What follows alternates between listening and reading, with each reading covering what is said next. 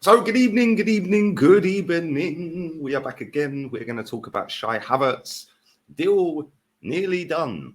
And we're going to talk and get into the nitty gritty of all of that. Yay. Anyone excited? I would say be excited. Be excited for Kai Havertz. Yay. Well, a lot of people are excited for Kai Havertz because they lap up anything. And we could literally sign Lukaku and this fan base would have their pants round going for it. Bosh. Yes, let's go. We've signed Lukaku. We could literally sign any player on the planet, and somehow, some way, the PR, the super fans the super fans have already done tactical breakdowns of Kai Havertz. I mean, that probably didn't take long, did it? Let's be real. But everyone would be super hype for no matter what player it is that we sign. They will find a way to spin it into a positive because everything has to be positive at Arsenal. Oh, yes. And anybody who doesn't adhere to this cult-like mentality, is deemed a fake fan, negative, toxic, and a fake fan. You're a fake fan. Why don't you go down the lane? Why don't you go and support Spurs? Why don't you raise your standards off the floor, you absolute losers? But smash the like button up, people. Subscribe to the channel. I want this channel on 90k by the 6th of August when we play Man City in Community Shield. That'll be the first watch along that I'll be doing for the start of the season. And then obviously after that, the Premier League starts. But make sure you are sticking the thumbs up on the video. I've got 2 more videos coming out in here later today as well. So keep your eyes peeled for them. Also, just dropped a video on Lee Reacts. I want that on 25k by 6th of August. It's on 13 at the minute. About Manchester City. Their chairman has come out and done an interview, and the levels of elite mindset compared to the rest of the Premier League clubs, it's like night and day. So do go and check that out. I'll have another video out on there tonight at 8 o'clock as well. So plenty more to come. We're motoring forward. Shame Arsenal aren't, although they are motoring forward with Shy Havertz, and all the stats are doing the rounds now. Shy Havertz made more runs into the box than any other player other than Erling Haaland. Yay. Make as many runs as you want, mate. His finishing's atrocious. Yeah, the guy's finishing is doggers. Literally dog meat.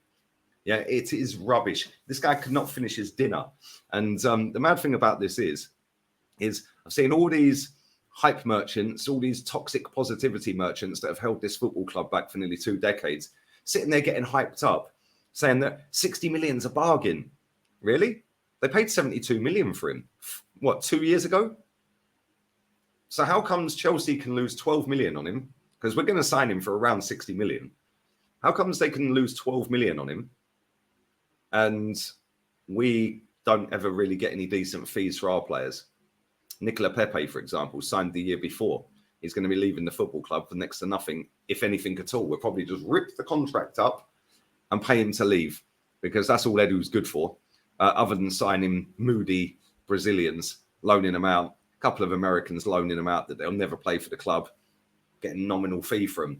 It's embarrassing. Yeah, but Chelsea seem to be able to get top dollar for their players, regardless of whether it's Todd Bowley as the owner or whether it was Roman Abramovich as the owner. How is it Chelsea always get top money for their players? How?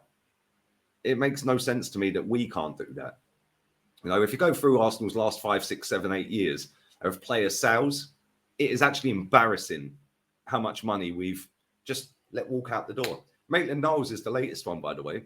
Maitland-Niles left for free. He's left for nothing. He's gone. It was only 18 months ago. We could have got 20 million from Wolves for him. From Palace. I think West Ham were looking at him as well. 20 million. We said, no, we don't want that, mate. We don't want that. We'll let you run your contract down. How comes this doesn't happen at any other club on a consistent basis like it does at Arsenal? How comes every time we need a player, we just bend over for Chelsea? Like, make it make sense. How many more Chelsea flops and rejects do we need to sign before we go enough is enough? David Luiz, sorry, mate. Petr Cech, what? Willian, Lassana Diarra, William Gallas. I mean, the list is endless. It just goes on and on. It's just ridiculous. Jorginho. How many more times are we going to do this? Yeah, 60 million. Where's he going to play? Because I've seen a lot of people saying that he can play up front. No, he can't. He's not. He's not good enough to play up front. He ain't got the strength, number one. Yeah, he hasn't got the finishing of an elite level striker. Yeah, his shooting's woeful. Honestly, his shooting's pathetic. Yes, he has different types of shots and all of that, and he makes runs. Great, fantastic, whoopee-doo. Yeah, who cares?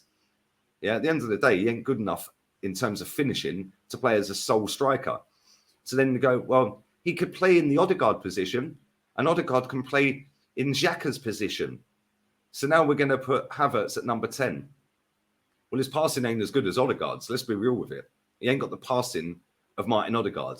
Then we put Martin Odegaard in Xhaka's position. Well, he ain't good defensively compared to Xhaka, and Xhaka weren't great either. But at least Xhaka had a bit of a snap in his tackles and a little bit of fight about him at times. Martin Odegaard don't.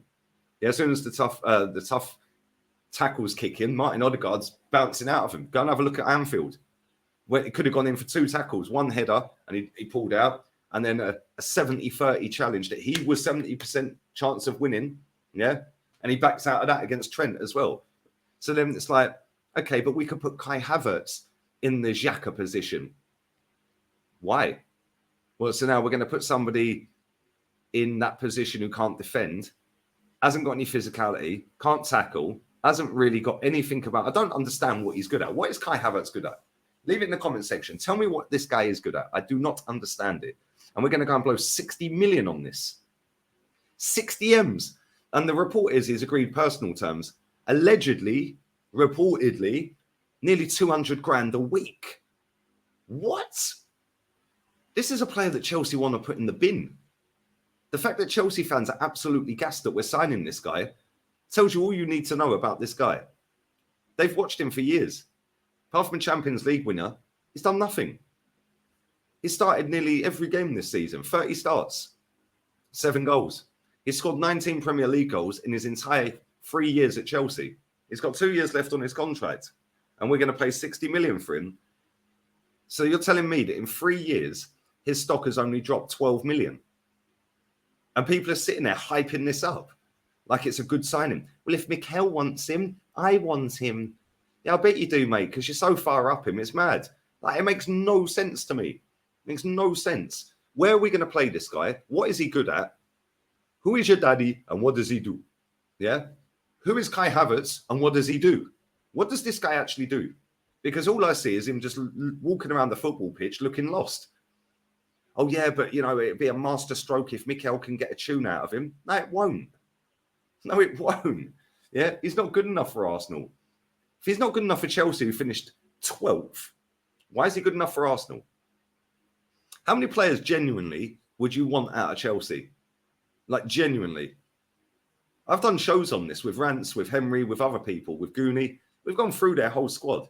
How many players would you genuinely want at your football club that play currently for Chelsea? I'm struggling. Thiago Silva, fair enough. I'll take that one. But again, age is on the wrong side for him. But elite mentality. Yeah, very, very good defender. One of the greats of the game. But he's nearly done. He's dusted. So is that one that we'd take? I don't know. Other than that, I'm struggling. I'm genuinely struggling to find another player at our football club that I'd want. And we're all sitting there getting hyped up about Kai Havertz. There's a reason that Man City win everything.